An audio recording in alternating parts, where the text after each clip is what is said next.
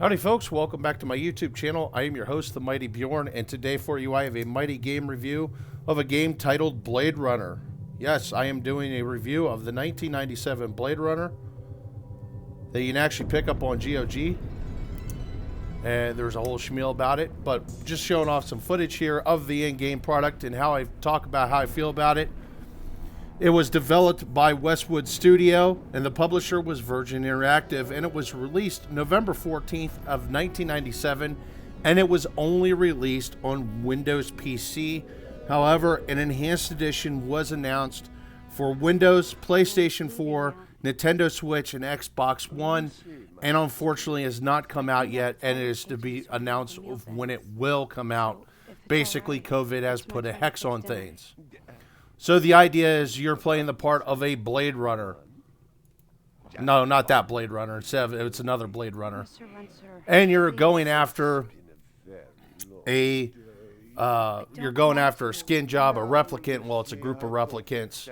And really the story starts off with this guy. Yeah, this creepy, greasy, runcitor guy. I don't want to get too much into. And essentially you get introduced also in this frame to the antagonist. This is the antagonist. He is the replicant. No, not this replicant, who everybody loves so much. He was the heart and soul of the Blade Runner movie. Unfortunately, he's not in this game. However, this game actually runs parallel, pretty close parallel to the events of the Blade Runner film itself. And there's a lot of things that the game actually going for it. Actually, for being a game that was done in 1997, the movie clips themselves aren't bad and have actually aged pretty well. Consider that this game is already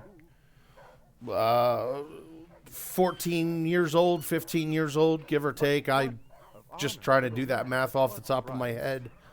And actually, the atmosphere graphics are really amazing for how old the game is. Now, the actual game graphics itself really isn't all that great. They're definitely dated. But understand that this game was made during the time of, well, basically graphics cards was a piece of plywood that you nailed fast to your motherboard. But here's some actual game graphics. As you can see, the atmosphere itself is actually really good. The rain sound is actually pretty good itself, too. I mean, this game really actually had a lot going for it for being a point-and-click action-adventure type game. And it is definitely a noir story.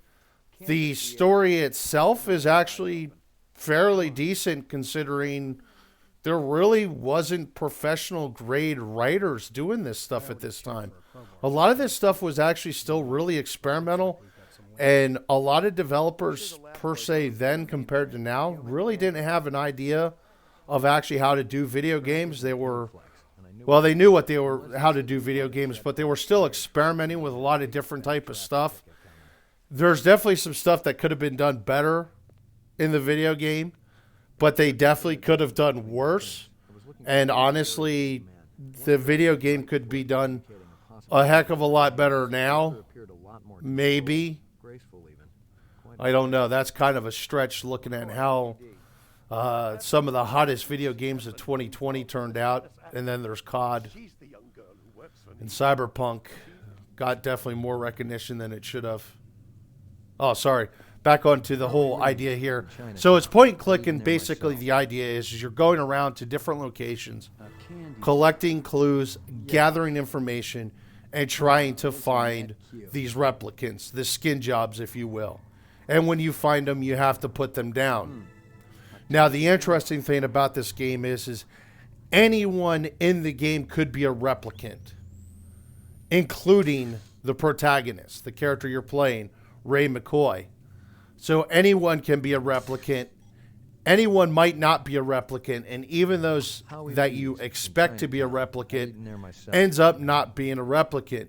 In my playthrough, for an example, because of how the information rolls out, I was expecting Lucy to be a replicant, and she's actually not a replicant, which was very surprising. And as things roll out, from what I can tell, Ray McCoy is not a replicant, but in some endings he is a replicant. Now this guy here, he's a skin job, so I got to put him down.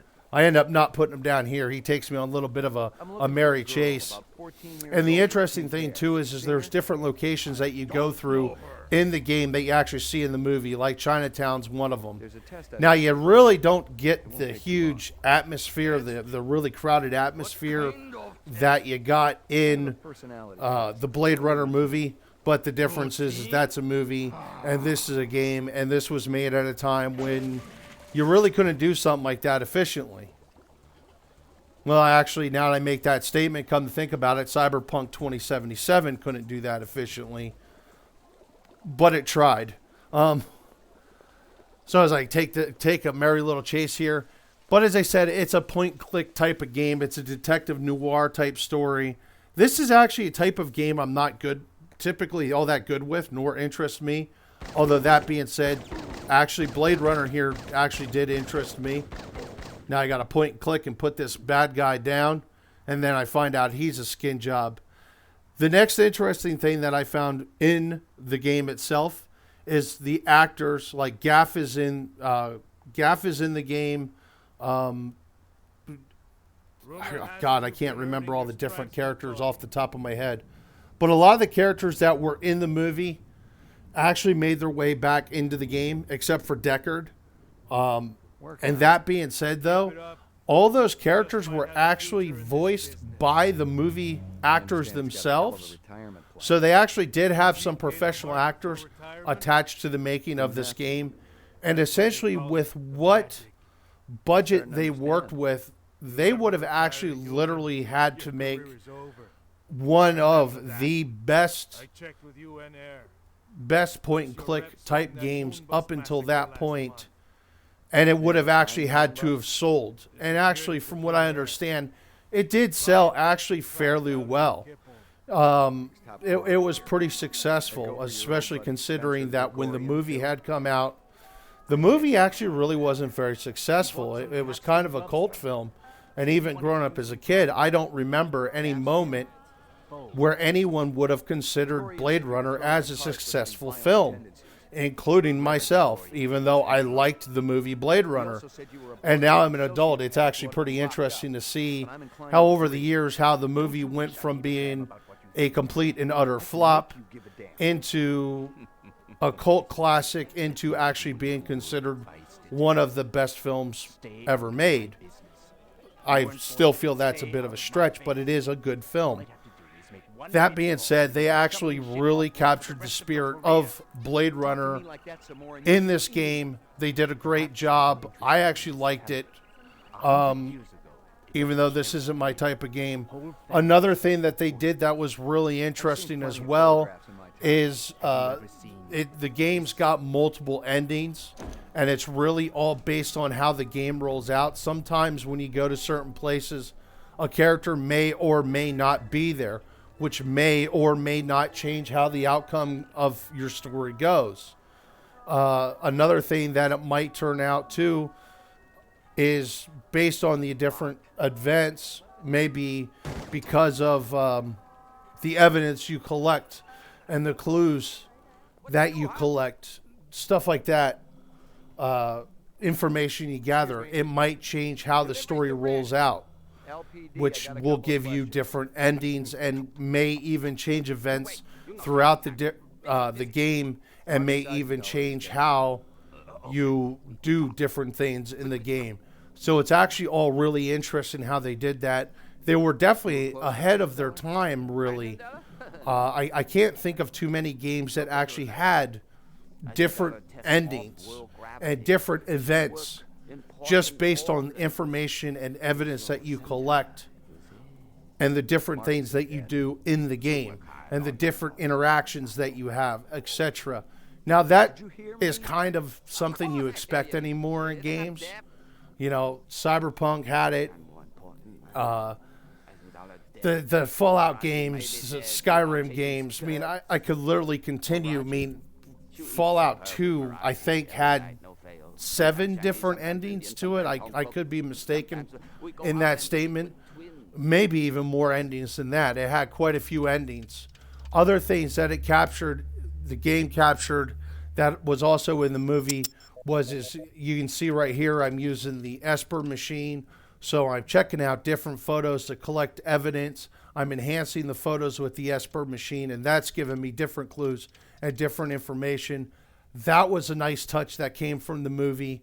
The other thing that you got to do, and I can't quite remember if I actually captured any of that for my review here, but you also actually have to do, or you use a void conf machine, and you actually sit there and go through the process and ask them different questions, and the questions are based on like a pressure level. Some of the questions don't have put so much pressure on the person answering, where some of the questions actually puts extreme pressure on their answering, and you got to calibrate the machine in the whole 9 yards.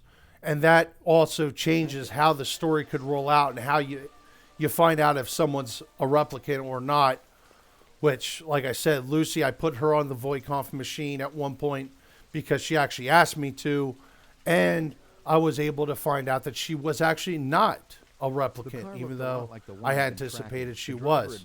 So that was really interesting in my playthrough. Now, I think in some playthroughs, she is a replicant. Once again, the playthroughs vary. The nice thing, too, is while for the most part, the different pieces of evidence that you collect are pretty easy to see and highlight. Sometimes it's a little hard to see them, or sometimes you miss them on your playthrough, such as there. That was actually my second time at that car collecting evidence, and I was trying to find out more information, and basically at that point I had no lead, so I figured I'll go back to the car and see if I missed anything, and I did. I actually missed collecting the VIN number of the car, which actually rolled out more information for me. And it's just really interesting how everything rolled out. But anyway, guys, I'm actually going to wrap it up at that. Information-wise, I did enjoy the game. I liked the game. I did not really find any glitches. Really, the only thing this game has going against it is the fact that it is 2021, and this is a game that was made in 1997. Yeah, it looks dated, but it was actually a rather pleasant experience, and I enjoyed it. And I'm not really into these detective-type games, these point-click action-venture games, but I am a fan of Blade Runner. So what I would say is any fan of Blade Runner would definitely enjoy this game, and I would highly recommend it to people that enjoy the Blade Runner films. And I would also recommend it for people that are actually into the point-and-click action games. And honestly, for a game that runs, I would say it took me roughly 4 or 5 hours to do my playthrough. And that's first time, no idea what I'm really doing, not using a strategy guide, anything like that. And I wasn't doing any saves either. The only saves I was using is the saves that every time the game transitions to a new act, it auto-saves. That was the only saves I had used. And it's still, I think it took me closer to 5 hours because I had to redo some points. But still, it's on GOG and it's available for $9.99. For $10, even though it's such an old game, it was actually an interesting experience. And honestly, for a $10 game, I do recommend this game. Even if you're not into that kind of stuff, it's a nice, relaxing game to play and have fun with. But anyway, folks, that's my review of this antique titled Blade Runner. Hopefully you all enjoyed it. Thank you very much for watching, and have yourself a good day.